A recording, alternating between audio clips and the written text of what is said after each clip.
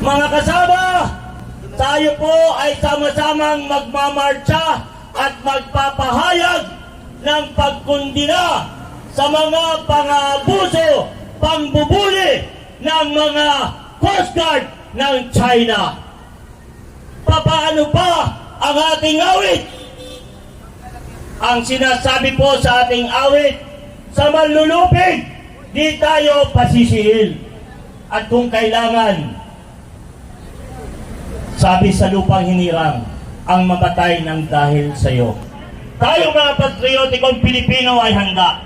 Ngunit, syempre po, sa diplomatikong pamamaraan, sa suporta natin sa gobyerno ni PBBM sa pagpapadaloy ng maayos na negosasyon at kapayapaan. Alam niyo po, patikin lang, ang talagang gustong gawin ng mga China or Chinese Coast Guard, i-provoke tayo para tayo ang umuna. Wala akong kaibahan yan. Ano ho, doon sa pagbinato ka, gaganti ka. Kaya, tama lang po kung ano man yung provocation sa ating sambayan ng Pilipino. Huwag ho tayong magpapaprovoke dahil yun ang magiging dahilan upang tayo'y girahin. Pero mamaya pa po, habang tala ngayon, inahikayat natin ang sambayanan, mga taga-Sampaloc, naniniwala na ang Pilipinas, West Philippine Sea ay atin.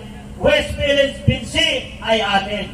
Kaya hindi tayo magpapabuli, hindi tayo magpapasakop sa mga China. Huwag tayong natakot. Hindi natin ibig sabihin ay marami sila o kunti tayo. Mga Pilipino na daok sa kahirapan, ang gusto naming mangyari ng mga alyansa, sana po ang panawagan namin ito ay makiisa ang sambayan ng Pilipino. Lalo na ang problema natin sa West Philippine Sea.